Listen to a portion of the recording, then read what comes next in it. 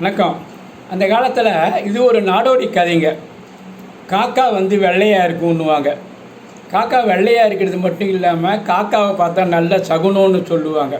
ஆமாங்க, ஜனங்க காலையில் காக்காவை பார்ப்பாங்க. என்ன ஆச்சு, இந்திரன் இருக்கார் பாருங்க.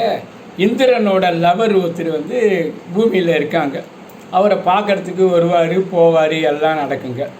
என்ன பண்ணார், ஒரு தடவை அந்த ராஜகுமாரியோட பர்த்டேவுக்கு என்ன பண்ணார், ஒரு பக்காவாக ஒரு பை ஒன்று, மோதிரம் வைக்கிற பை ஒன்று எடுத்து வச்சுட்டு அதில் ஒரு நல்ல மோதிரத்தை வச்சுட்டு, அருமையான மோதிரத்தை வச்சுட்டு வரும்போது பார்த்தா காக்கா வந்தது.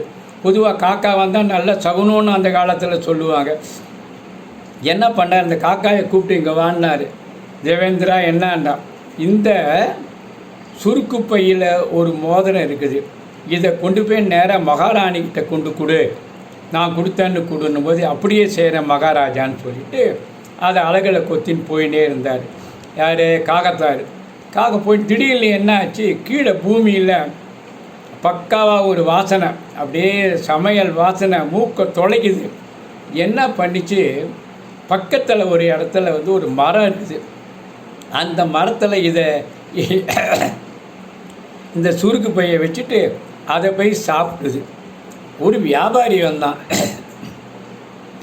இந்த பையை நல்லா இருக்குதா அப்படின்னு சொல்லிட்டு பையை எடுத்து பார்த்தான்னா அருமையான மோதிரம்.